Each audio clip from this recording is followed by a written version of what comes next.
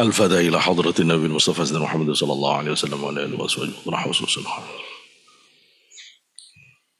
وطا إلى سكندري وسلم المجد حاضرين يا أتباع قصد محمد صلى الله عليه وسلم اللهم إننا ونحيا شاول الله لهم الفاتحة. أعوذ بالله بسم الله الرحمن الرحيم الرحمن الرحيم مالك يوم الدين صراط المستقيم صراط الذين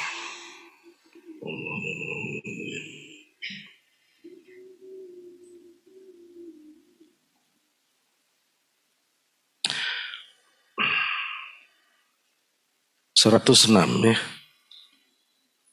Wah, padahal belum tanya tadi ya. Bismillahirrahmanirrahim. Qala Syekh Ibnu Athaillah Sakri nafa'allahu bi'ulumihi wa barakatihi wa karamatihi wa sirrihi fid dharain amin. Man dhanna infika lutfihi an qadrihi fadzalika liqusuri nadharihi. Man barang siapa dhanna yang menyangka pada apa?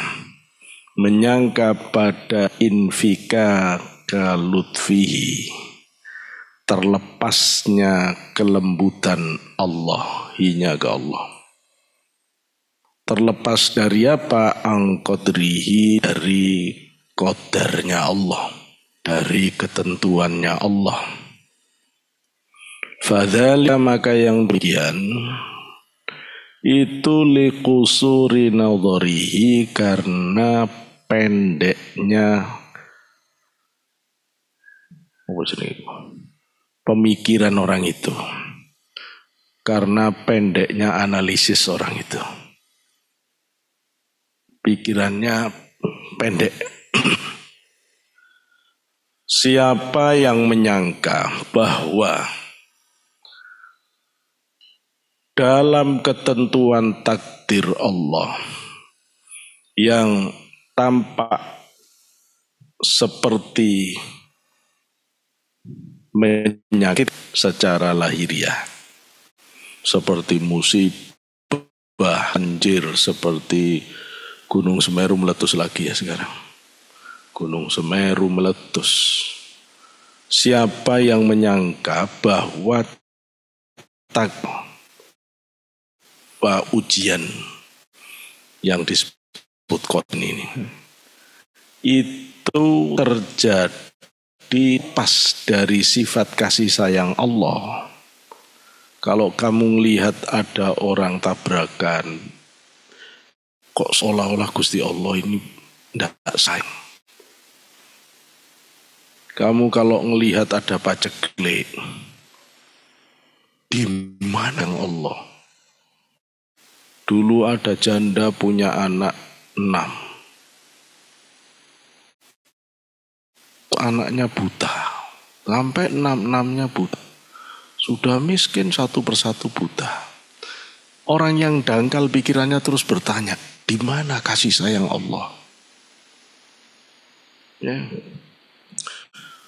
Ada anak yang rajin ibadahnya, kuliahnya rajin, garap tugasnya rajin, tepak dosen ngawur, nilainya jelek. Terus semua temannya bilang, endi kasih sayang Allah ini? Kehidupan ini rasanya terlalu tega, ya, memberikan takdir yang buruk. Kalau begini cara kamu melihat kehidupan, kalau kamu melihat takdir Allah itu seolah terlepas dari kasih sayang Allah, atau bahasa hikamnya, kalau kamu menyangka lepas kasih sayang Allah dari qadarnya Allah dalam bentuk ujian yang berat itu karena kamu buta. Mungkin Athaillah ngomongnya, karena kamu pendek akalnya, ya. Analisismu terlalu dangkal, cara pandangmu, mikirmu jero, ya, mikirmu kurang jero. Mikirmu kurang jero itu bahasa Inggrisnya apa? Mikirmu kurang dalam.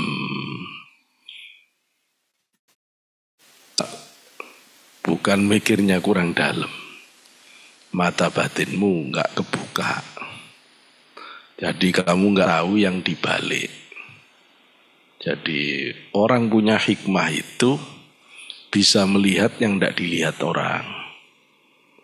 Orang lihat tabrakan ya tabrakan. Orang punya hikmah tidak ngelihat itu. Dia ngelihat kasih sayang Allah. Tapi kan repot ngelihat kasih sayang dalam banjir. Ya wis itu PR-nya. Kalau saya dikasih suruh ngasih ujian hikam, itu. Maka saya minta kamu jelaskan sayang Allah pada penduduk Palestina hari ini yang dibom-bom, dibantai-bantai. Dan kasih sayang Allah pada orang yang alim, yang hidupnya kesusahan, makan aja repot, sik difitnah lagi. Ayo,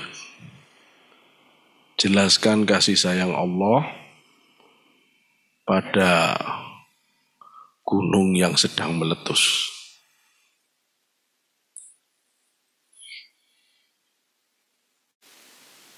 Lebih tinggi lagi, jelaskan kasih sayang Allah pada setan dan iblis. Seru ya. Sampai ini saya jawab ini alim. Ya alim. Kalau bisa jawab itu berarti pikiranmu panjang. Kalau belum bisa jawab berarti yosik pendek. Gitu. Ada seorang ibu, anaknya sudah ujian skripsi, tinggal wisuda saja. Anaknya naik motor, waktu itu mau lebaran. Lah kok mobil itu loh bisa lewat dari marka tengah jalan yang lebarnya itu 1 meter ya Mira ya di Pandaan ini. Itu kejadiannya di Pandaan. Dekat rumahnya Mira. Itu mobil ngelompat nih. Mati.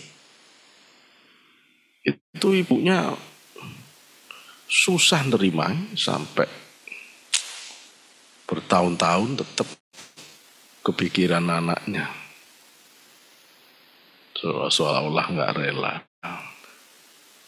Gimana kamu jelaskan kasih sayang Allah dalam takdir begitu? Ya, nyari temennya itu.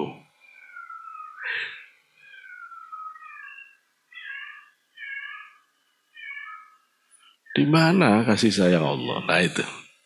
Kalau kamu tidak bisa metani, tidak bisa nguliti yang begitu melihat yang dibalik fenomena ini, berarti masih pendek pikiranmu. Terus supaya panjang bagaimana? Mikirnya didawano. Jadi kalau misalnya tidak ketemu dipikir 10 menit berarti tak tambah 10 menit lagi sampai 30 menit ya tetap aja gak ketemu.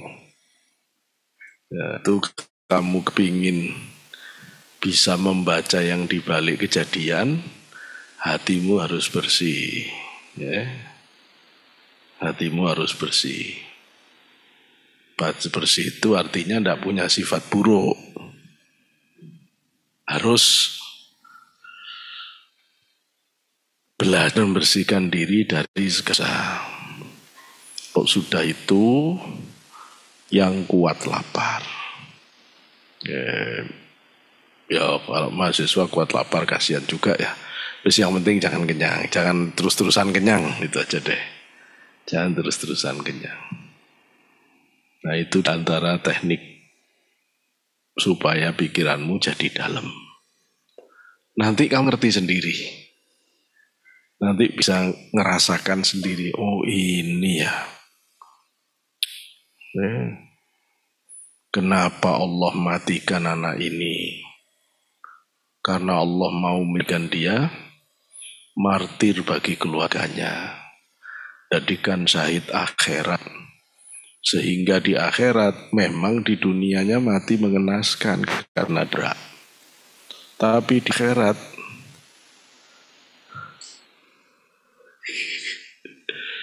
di akhirat dikeluarkan saja itu ditutup ya. Kan ganggu soalnya sampai tidak bisa. Pintu belakang ditutup, yang sana itu. Dia masuk dari sana terus dia. Dikeluarkan.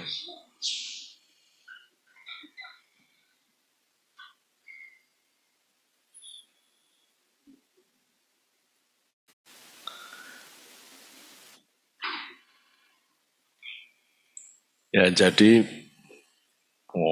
wis gara-gara cecek sama mikir serius ya ada cecek sama itu.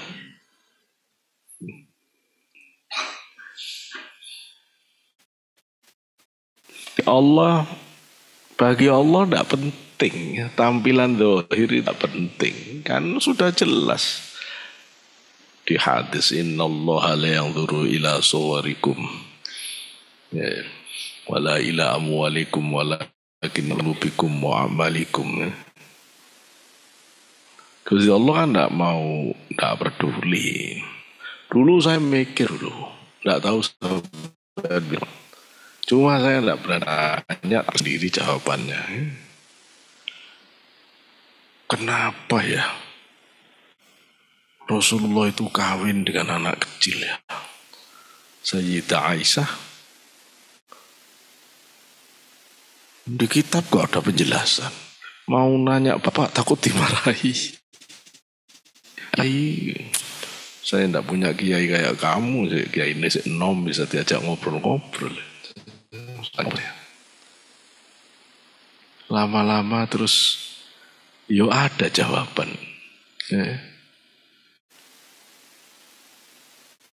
Saja bahwa 50% hadis itu dari Sayyidah Aisyah. Baru saya sadar, ternyata Aisyah ini adalah Islam, server kebenaran.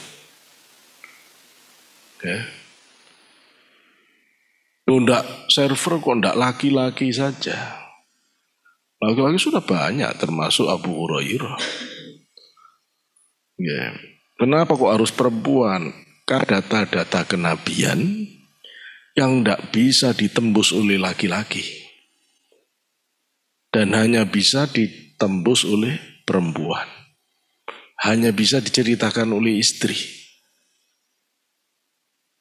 Sehingga tidak bisa, memang harus jadi istrinya. Terus kalau nyeritai gimana mandi junub, gimana tidur sama suami. Kalau tidak jadi istrinya Nabi siapa? Tidak bisa. Ya tapi kenapa tidak seumuran Nabi? Nabi meninggal, ya meninggal juga. Kita kehilangan data sejarah. Allah maunya itu yang menyimpan lama. Dan Sayyidah Aisyah umurnya panjang. Pasca Rasulullah tidak, Aisyah tempat bertanya semua sahabat. Sehingga kalau itu pas dari persoalan perempuan yang masih muda, dia tahu tujuan utama Allah meletakkan Sayyidah Aisyah wanita jenius sebagai perekam data kenabian. Sampai tidak bisa bantah itu.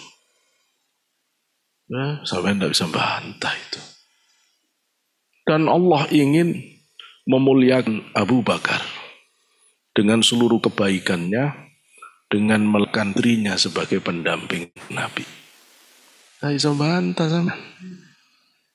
Tidak bisa bantah. Ya, harus Aisyah, dan memang harus kecil Aisyah. Sehingga data sejarah masih bisa terekam saat waktu masih lama setelah kenabian. Itu rahasia Allah.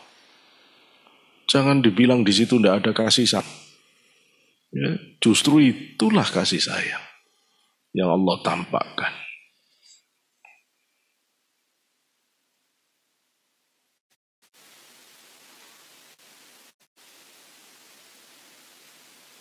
Di mana kasih sayang Allah kepada masyarakat Palestina yang dibantai macam-macam? Orang Islam itu loh tidak ada jelek-jeleknya. Perang mati ya surga, jeleknya opo. Langsung dapat fasilitas syahid dunia akhirat. Buruknya, dulu saya juga sama itu. Kok Sayyidina Ali, sahabat kemati dibunuh. Orangnya alim, matinya dibunuh ya. Nggak terima saya. Apa Sayyidina Ali tidak belajar ilmu kebal ya? Mbok ya belajar ke kiai-kiai di Jawa Banten. Maunya nggak terima, namanya masih anak kecil. Ketika baca kitab-kitab sejarah masih belum bisa, nggak terima. Kok Sayyidina Utsman mati dibunuh ya? Kok Sayyidina mau nggak keterima? Tapi setelah ketemu hadis Rasul, waktu naik Gunung Uhud, ya, ada Sayyidina Umar dan Sayyidina Utsman, Gunung Uhudnya bergetar, diinjak oleh Rasulullah 3 kali. Diam kamu, jangan goyang. Nanti ini ada 2 orang yang bakal syahid di jalan Allah. Setelah kita baca, setelah kita tahu bahwa Sayyidina Umar itu doanya tiap hari minta mati syahid. Minta mati syahid. Dan Sayyidina Ali itu sudah diberitahu oleh Rasulullah. Nanti kamu akan mati syahid, dibunuh, dipecah kepalamu pakai pedang. Sehingga waktu Sayyidina Ali perang, entah apa kaki apa tangan yang terluka parah, Sayyidina Ali santai. Sahabat bingung, itu darah banyak, santai saja. Loh kamu kok santai? Kata Rasulullah, bukan ini yang menyebabkan aku mati. Gitu. Tidak ada ketentuan dalam kehidupan ini yang tidak dalam bungkus kasih sayang Allah, apapun bentuknya. Betapapun kita belum bisa menjelaskan, tapi yakini dalam batinmu yang terdalam, semua keputusan Allah, baik yang kamu lihat baik secara mata zahirmu, baik yang kamu persepsikan sebagai keindahan kebaikan, atau yang sekarang ini tampaknya mengenaskan, menyakitkan, semua dalam bungkus lutfillah. Ya, semua dalam, termasuk yang kamu jalani hari ini. Berontak. Ya, ridhoi semua apa yang sedang terjadi, ridhoi. Ridhoi. Pun rasanya sepahit ini, enggak. Saya pengen tahu. Kisah kehidupan kita yang paling pahit hari ini akan menjadi cerita paling mengesankan ketika kamu sukses nanti. Ya lihat nanti, kalau nanti sudah ada yang jadi menteri, ada yang sudah jadi kiai level nasional, terus ada yang jadi profesor, doktor, terus kamu rak inget-inget, aku dulu lucu ya, pas untuk di MM gini maksudnya. Koncoku podo iso tuku sarapan aku ra iso gitu. Tapi itu manis. Kadang yang hari ini terasa paling getir ketika diceritakan 20 tahun lagi, itu yang paling manis. Yang lain udah lupa semua. Lupa semua. Nah terus kalau saya tanya secara hakikat sebenarnya beritaan itu manis atau pahit? Pahit dulu tapi sekarang manis. Lah ya manis apa pahit? Mbowes tak gitu. Mbowes karena kamu sudah mulai melewati.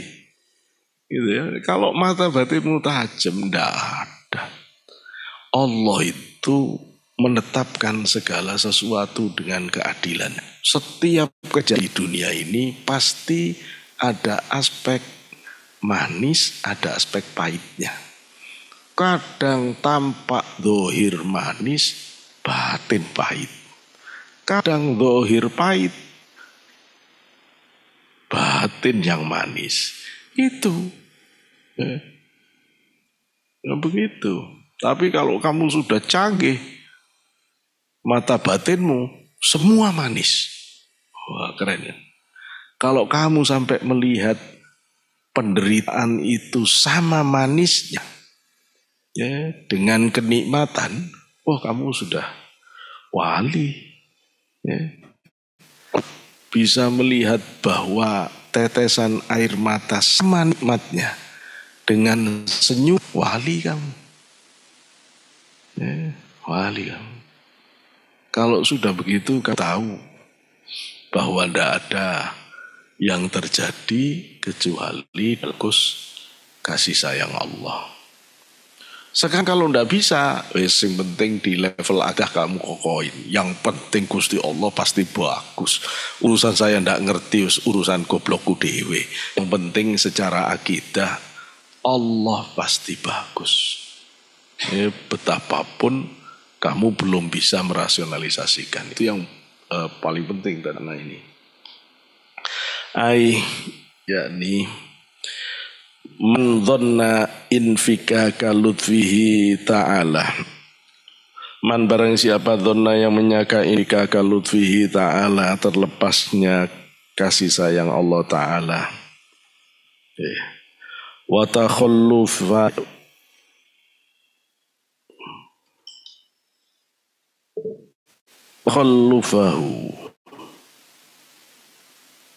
ya wa takhallufahu an qadarihi alladhi qaddarahu alaihi, pelambatan kok pelambatan kelembutan. Jika ada orang menyangka bahwa terlepas, ya podo lembut ya, dan Allah apa ya? Ya takhalluf itu ya sayang juga ya, lembut juga. Itu terlepas kelembutan dan kehalusan dari angqadarihi, dari ketentuan Allah. Alladzi yang, atau dari takdir Allah. Alladzi yang qadarahu alaihi, yang Allah kan ya, alaihi atas hamba. Wa anzalahu, dan Allah menurunkan bihi minal balaya, dari bala ujian, wal mihani, dan ya ujian. Kalau Jawa enak, balaya dari belai, wal mihani lan ujian. Fadzalika, maka yang demikian, fadzalika dhannu, maka dhon yang demikian itu innama hasalalahu, hanya saja hasil apa dhon itu lahu, bagi Allah ya, hasalah, hasil apa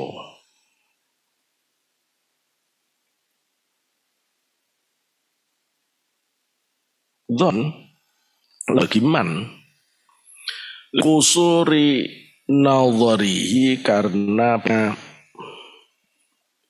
pikiran dari atau pemikirannya, pendeknya pemikiran dari orang itu an-nasyi'i nadharihi an-nasyi'i an dha'fil yakini, yang tumbuh dari kelemahan keyakinan,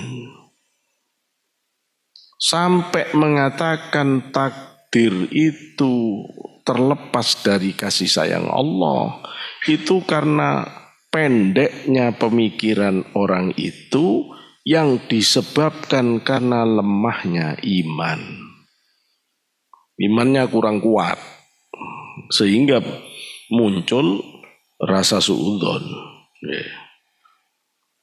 Fa innal arifina, karena sesungguhnya orang-orang yang ma'rifat, yashhaduna, menyaksikan orang-orang yang ma'rifat, al-minana, pada anugerah, fil mihani, di dalam ujian. Orang kalau selamat, dia bisa menyaksikan karunia Allah di dalam ujian yang menyakitkan sekalipun. Wal ataya fil balaya, dan Allah dan menyaksikan siapa orang yang ma'rifat itu pada ataya, pemberian anugerah, ya pemberian Allah, fil balaya, dalam balanya. Bal bahkan kathiran ma yataladzuna biha, banyak apa yataladzuna, mereka yang sudah makrifat itu menikmati biha, dengan ujian itu tadi.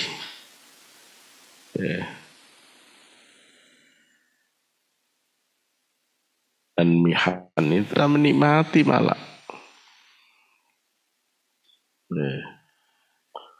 Bisa menikmati.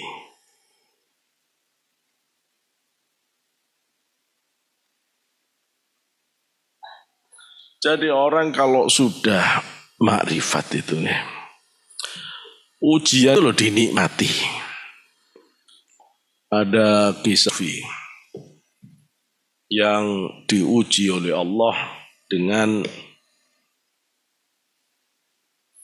sakit lepra, yang tubuhnya anggota tubuhnya itu rontok satu-satu. Dia menyingkir, membuat gubuk di lereng sebuah gunung sendirian. Terus melintas seorang wali juga. Dan wali itu melihat orang ini begitu sabarnya. Terus dia nggak tega. Nggak tega doa. Terus nanya. Wahai orang tua, maukah kamu jika aku berdoa kepada Allah untuk kesembuhan penyakitmu? Terus Sufi itu ngeliat, sang wali ini ngeliat wali yang ngomongin. Terus melihat ke langit. Terus ngomong begini, wahai Allah, apa salah sampai engkau pertemukan orang yang masih belum bisa melihat indahnya takdirmu? Langsung pindah, ternyata walinya kalah kelas. Ini kalah kelas. Memang repot orang kalau sudah di makom itu, repot. Gini kata Syekh Athaillah, saya lupa kitabnya apa ya. Soalnya ini sudah dari Dupali. Orang itu tidak akan bisa merasakan, orang tidak akan bisa tersenyum saat dicubit kalau tidak tahu menyubit itu kekasihnya. Tapi kalau orang sudah tahu ya itu kekasihnya, itu tidak mungkin marah. Ya, tidak mungkin marah. Makanya sering saya sampaikan di dalam bab ridho itu, kata Syekh Ibnu Athaillah, orang itu tiga tanya.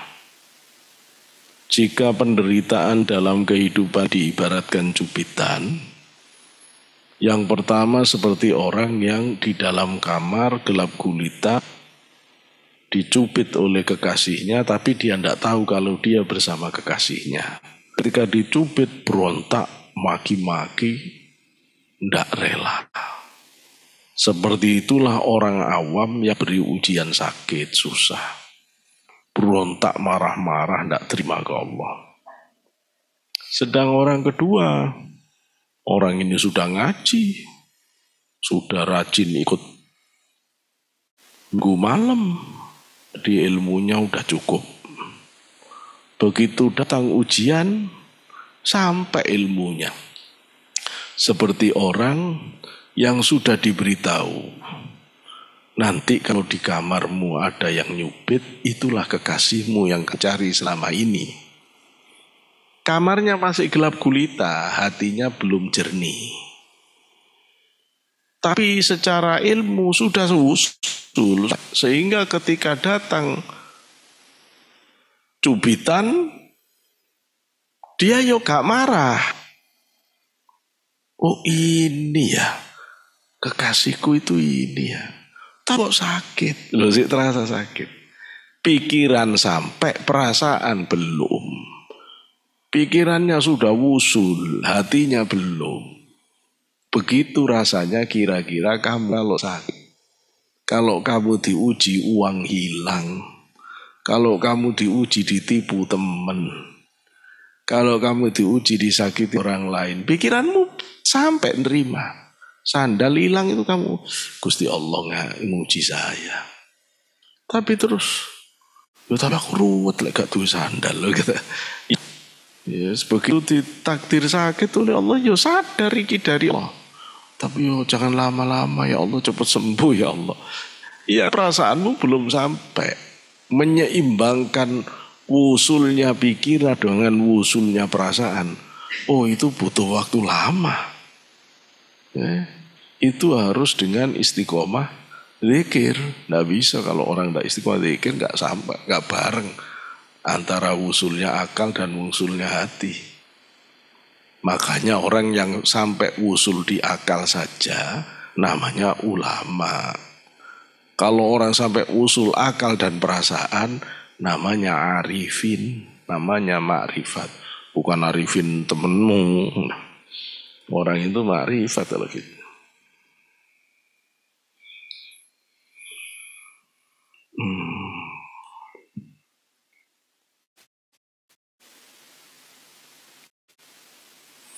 Lima yu'akibuha minal zaya. Kenapa kok sampai bisa menikmati? Karena orang tersebut arif, orang yang makrifat itu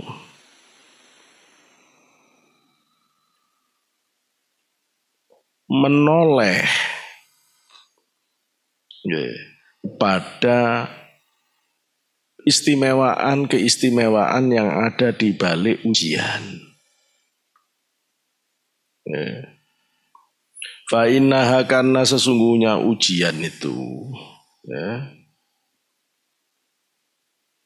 tujabu mewajibkan, tujibu mewajibkan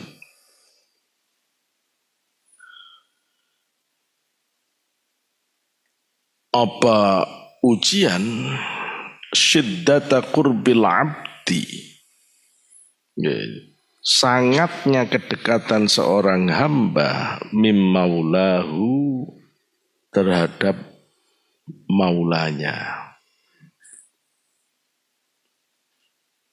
Orang itu semakin diuji berat, itu semakin dekat ke Allah. Itu loh. Nah, yang ketiga tadi belum ya. Yang ketiga, orang itu seperti di dalam kamar dengan kekasihnya, lampunya terang benderang. Kira-kira kamu nanti kalau pengantin baru dengan suamimu dan istrimu, lampu terang benderang, terus kamu dicubit, kira-kira marah apa senyum-senyum? Kalau sampai marah kamu goblok, ya bodoh, dicubit kekasih kok marah. Cubit senyum, dicubit senyum. Cubitannya sama, cuma cara merasakan beda. Orang yang tidak punya ilmu benci marah. Orang yang punya ilmu bisa nerima secara pikiran, batin sih nolak. Tapi kalau sudah terang benderang, ya pikiran nerima, perasaan seneng. Gitu loh. Perasaan seneng. Dicubit itu loh seneng. Ya kayak begitu orang yang sudah ngerti hakikat balaya, hakikat mihan, hakikat ujian dari Allah. Dapat ujian senyum. Senyum batinnya, akhirnya yang tidak boleh karena itu syariat ya. Tapi batin senyum. Ya bisa.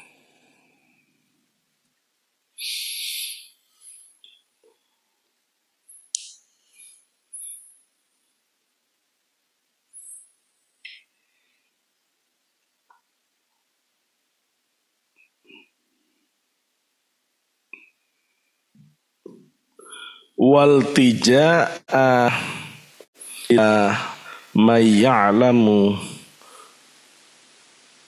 sirrahu wa najwahu. Mau tujibu ya. Juga mewajibkan untuk baliknya kepada orang yang mengetahui rahasia-rahasia orang tersebut dan keselamatan orang tersebut. Jadi kenapa sih orang-orang yang ma'rifat itu kok bisa tersenyum saat menerima ujian Allah? Karena dia bisa melihat karunia Allah di dalam ujian. Dia bisa melihat anugerah pemberian Allah di dalam bala, di dalam bencana. Ya. Bahkan di antara mereka itu malah menikmati kalau nak ujian lah itu menikmati. Kenapa? Karena dia tidak pernah menoleh. Ya. Karena mereka menoleh kepada keutamaan-keutamaan yang ada, keistimewaan tersembunyi di balik ujian itu. Di mana di antara contoh ujian-ujian itu menyebabkan dia tambah sangat dekat dengan Allah. Oh, saya lompat ya. Li'annahu at-tadarru'. Dan itu akan memperbanyak sifat tadarru' diri inda nuzuliha pada saat turunnya ujian-ujian itu kepada orang itu ya. Wal tija'a dan memperbanyak untuk kembali kepada orang yang mengetahui rahasia-rahasia dirinya dan keselamatannya.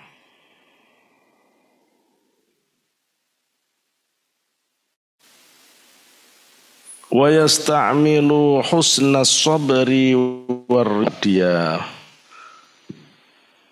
beramal dengan bagusnya kesabaran dan ridho. Ya, kalau sudah begitu dia memohon perilaku yang bagus, kesabarannya, ridhonya bagus. Wa wakal ala man arada lahu hadzal qada, dan memasrahkan dirinya kepada orang yang menghendaki kepada dia qada ketentuan ini. Ila ghairi dzalika min taharatil qulubi, pada selain yang demikian min taharatil qulubi, karena bersihnya hati. Wa fi hadza, dan dalam hal ini min anwa'il lutfi ma la yungkiru illa kullu mahjubin.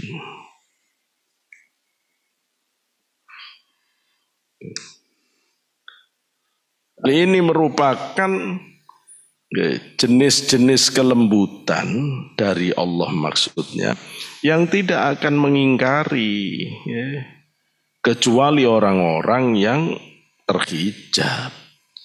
Kalau masih terhijab ya tidak bisa, tapi kalau orang yang sudah tidak terhijab bisa itu semuanya. Fa inna dzarrata min a'mali wa inna dzarratan min a'malil qulubi khairun min amsalil jibali min a'malil jawarihi.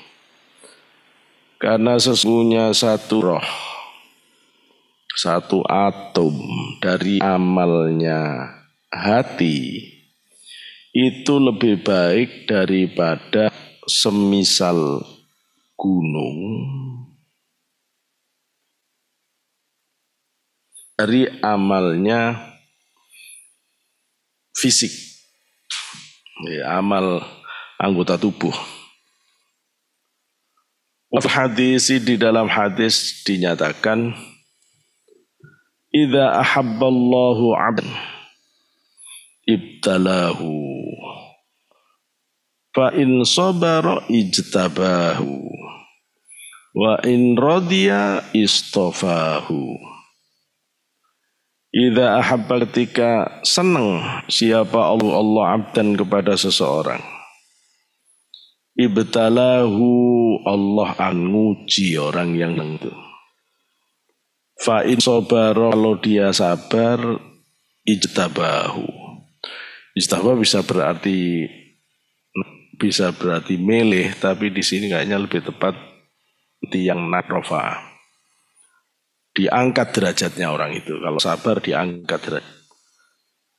Fa in rodiya, kalau ndak cuman sabar, dia ridho.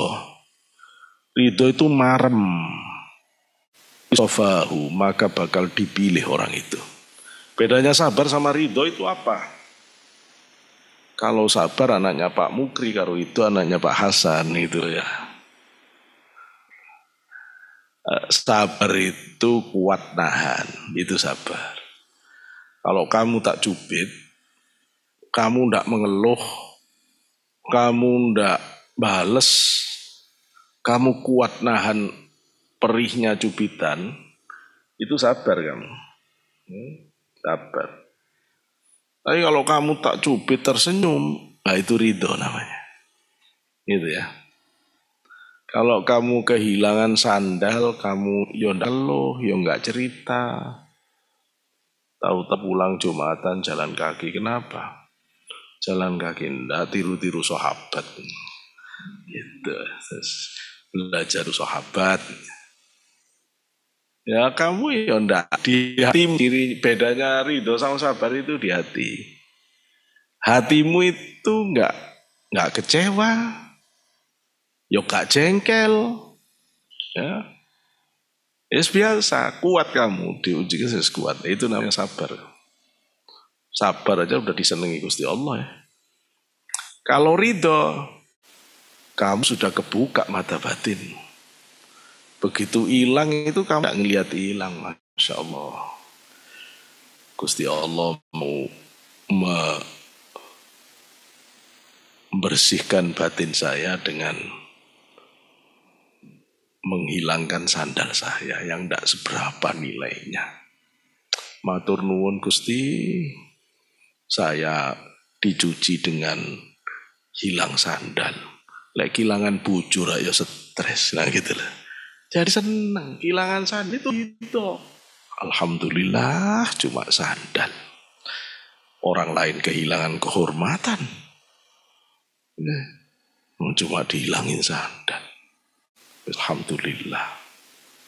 Ditipu orang, alhamdulillah, cuma ditipu uang. Orang lain ditipu keimanan. Saya senang bean. Tur nuwun Gusti, diilangi sandal saya matur nuwun. Ndak diilangi gitu lah. Jadi sampean bisa ngelihat sayang Allah ke sampean dalam musibah yang itu. Dengan cara melihat yang lebih tinggi. Kalau ridho itu bahasa Indonesia. Bahasa Jawanya marem. Itu ridho. Jadi kalau kamu dicubit, ndak nangis, ndak ngeluh, ndak sakit, kuat nahan sakit, sabar. Tapi kalau kamu dicubit itu marem. Marem itu nerima dengan senang hati. Ndak ada kata ganti Indonesia marem, ndak ada. Nah, coba apa marem? Marem, apa marem? Nyaman, ndak, marem.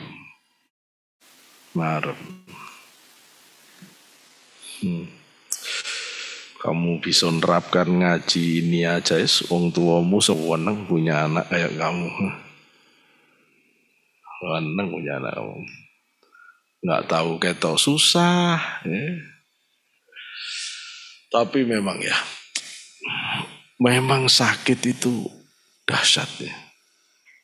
Ini dahsyat. Saya kadang-kadang ngelihat orang ya. 25 tahun. 25 tahun ngaji itu. Rajin, pengajian rajin. Tapi tidak pernah bisa istiqomah wiritan. Tasbihnya cuma dicentelin di kacanya mobil di tengah. Kadang yo tak lere, kok ndak apa iso muter dhewe kok tasbih disuruh di situ apa dia bisa muter tasbih kok ono niku. Tapi begitu dia ke dokter, dokternya salah analisis. Ya. Wong dia itu hamil muda, dokternya ngawur. Kamu kayaknya ada tumor ganas ini. Kayaknya sudah stadium 3 itu. Itu langsung donyo hilang. Herat aku mati mari ini. Aku sudah ndak wis mangan gak enak, karir penting, pandangan tidak menarik, bayangkan. Terus ya Allah, ya Allah, ya Allah. Pelajaran tasawuf selawi tahun itu ndak bisa ngantarkan orang sampai ke makom itu. Ayo meskipun sudah dijelaskan bab zuhud, dunia ndak ada apa-apanya, jangan dipikir, mikiro akhirat sampai jebol lisannya kiai. Tapi begitu divonis sakit, hilang dunia. Ndak ada lagi harapan tentang kehidupan. Langsung mikir akhirat. Sampeyan bisa tahu, koyo apa dahsyatnya Gusti Allah ngangkat derajat dia dari orang yang kedonyan tiba-tiba langsung ngakom zuhud, bener-bener ndak ngelihat dunia. Wah, sampeyan kalau ngerti urusan ini, itu kalau dibeli berapa harganya?